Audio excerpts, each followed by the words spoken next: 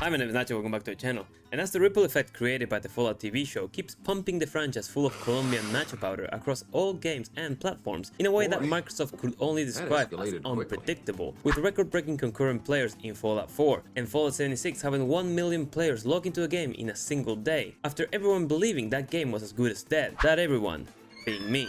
Even I reinstalled Fallout 4 and I was really enjoying this weird new luck build I've made. Hello there. Until the new update dropped and threw all my mods off a cliff. All this renewed interest in the franchise and the games had me wondering, what do the creators of each different Fallout think about the show? I feel it's only fair if we start with the man responsible for everything, Tim Kaine, the original creator and lead designer of Fallout 1, who talks about his experience going to the screening of the first couple episodes in a very detailed way, not quite exclusively talking about the show, but his entire experience, like how he wouldn't go to Las Vegas and not visit In-N-Out, or how he almost got killed by a savage AI hotel Roomba called Oscar.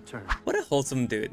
Anyways, Tim breaks down some of the stuff he noticed about the show very passionately, mentioning how surreal seeing his work translated into a show felt, how impressive it was with the production design in terms of set, costumes and props, and particularly mentioned the villager repairing the sand filter and how his acting reminded him of the loser villagers from the OG Fallout. Turns out that apparently talking it over with a producer, that way of walking wasn't the direction that particular actor received, but instead seems to be something he improvised, leading Tim to believe that he might have taken inspiration from the old game's NPC, meaning Honcho over here might be a gamer.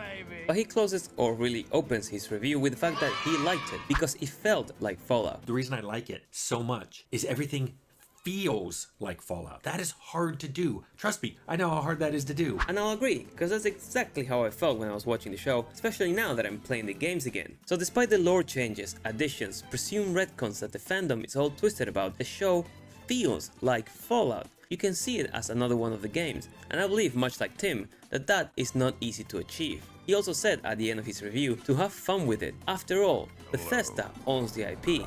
They can do whatever they want with it. What they say is canon, whether we like it or not. That being said, let's go over now to a not so positive review coming directly from the co-founder of Obsidian and senior designer of Fallout New Vegas, Chris Avellone, who after watching the show jumped on Twitter and called the lore a hot mess. His main criticism revolves around the Enclave and how their presence is confusing, as well as how they come up across as pretty incompetent, pointing out how they auto-turret Miss Wilsig and Dogmeat at very close range. He follows up by saying that he didn't think that the connection with the Enclave was strong enough as it needed to be. Their presence is pretty muddy and arguably dismissive, which hurts and confuses the plot. In the game, the Enclave plans and methods are pretty cruel and definitive. They are a group of ex-government officials specifically after an indiscriminate cleansing of the wasteland, employing Frank Horrigan, the psychopathic super mutant cyborg that ends up being the boss of Fallout 2, to do their dirty work, which I made a short pointing out that might have been him being carried out in that stretcher.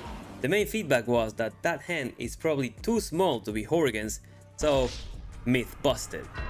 Chris reinforces his criticism, saying that the Enclave serves as nothing more than to be the source of the energy MacGuffin that leads the rest of the characters to run into each other, pointing out that Wilsig's research ends up being too obscure. Like, what was he researching? Was the dog testing leading to cyberdoggos? Or the remote control would eventually be used on Deathclaws, which was more of an East Coast Enclave kind of thing. So everything regarding that felt wrong. Some people in the comment section added to this, saying that Wilsig's field seems to be that of behavioral engineering, without necessarily connecting his work to the cold fusion research, which would explain why the other scientist was so outraged when he found him toying with it. The comments go on debating on whether or not Wilsig and Moldaver had internal knowledge of what was going on inside the vaults, as well as communicating and timing their plans to kidnap Hank and get the cold fusion protocol at the same time, which is something I'm personally enjoying about all this, and is the chatter that this show is creating around Fallout.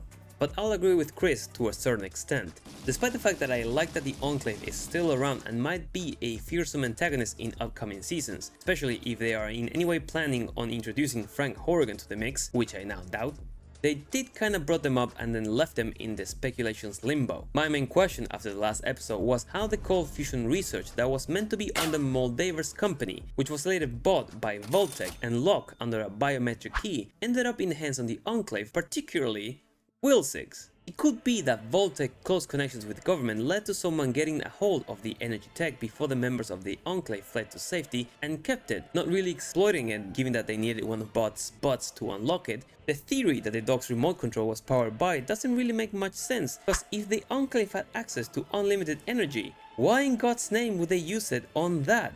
Chris also raised a valid point which I won't go over too much now because it seems to be very speculative, and that is what is the new drug that the ghoul takes to avoid turning feral, which I really like to hear your thoughts about it in the comments, but my belief is that it's either a new drug that's gonna be used in Fallout 5 to have ghoul characters, or a mixture of pre-existing drugs like Rad-X and Mentence, for example, which in a way slows down the mechanism that makes you go feral. But everyone has their different takes. It's not fucking death though, so I kinda understand where Chris is coming from.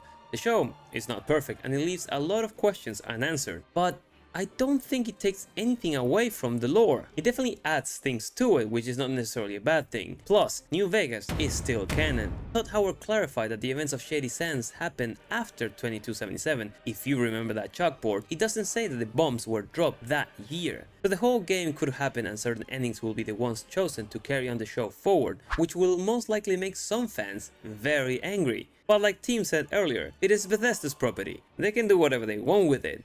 But I doubt that they'll retcon New Vegas, given how popular that game is with the fans, and given the overall response that the show received. It is in their best interest to keep the community happy, because they are raking in money right now. Speaking of the man himself, what were Todd's opinions about the show? Well, he's definitely happy how it turned out, not only for the added zeros to his bank account, but in numerous interviews he pointed out how impressed he was with the level of detail that was put into the show. When I came to the set the first time, I was expecting there to be like more movie magic, like you just built a multi-story vault. It just, exceeded my wildest expectations. Which, like I said in my review, that practical level of detail greatly elevates the show. He also added that the producers and designers kept a very tight line with Bethesda in order to keep the show as accurate as possible. One of the main questions he was asked during another interview was if he regretted not having more in place to capitalize on this success. Was there a moment in the lead up to Fallout where you're like, oh man, I wish we had a new one out? No, not necessarily. We sort of, first I view it top-down franchise. How healthy is the franchise? We have a whole team on Fallout 76, and so we've always been doing a lot of Fallout work, and seeing all of that attention come onto 76 now, I think right now, as of today, it's the most people we've ever had in that game. Pretty cool to see the level of impact that this show has had, and the good news is, because of it, Microsoft is speeding up the process to get the next Fallout game faster. Whether this is Fallout 5 or a remaster is yet to be seen, but talks about Bethesda using a separate studio to make this happen are also being rumored, and people have a very particular studio that they have in mind. Todd explains how many offers they had over the years to do a Fallout show and how they choose to wait for the right people. Considering how a lot of the people involved in the show turned out to be already fans of the franchise, including Nolan, I'd say that they made the right choice. Regarding Season 2 and how it will show more of New Vegas, he explained how careful they are being about maintaining the key events of that game despite how hard it is to canonize some of the endings. First, I'll say they did an amazing job with New Vegas. And what we tend to do is, when you go do something new, you kind of look back over that and you say, okay, how much do I want to lean in on this truth down here versus this other one?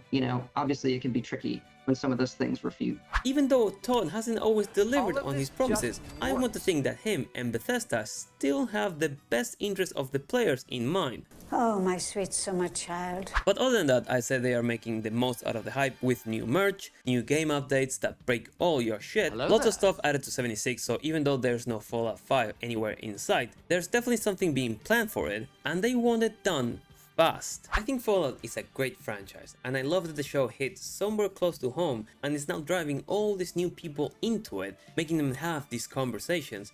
And sure, it doesn't fit with everyone's idea of the lore, and they are being very vocal about it, which is fine. That's the beauty of a fandom. Everyone can think whatever they want, but you can't deny the fact that this show is creating a major positive impact, which will result in more games, more merch, more collectibles if that's your thing, and more Fallout content in general. I like to think of this as two parts of the same thing. You got the games and then you got the show. They are separate entities that make a whole. And I think they did a good job with it, so hopefully Nolan and Bethesda continue to go in that direction. But if you watch this far into the video, leave us a like. Check out this video next if you want to see my full review about the show. Let me know in the comments down below if you are playing any of the games again. And as always, I've been Nacho. Hope you enjoyed the video. I'll see you in the next one. Take care.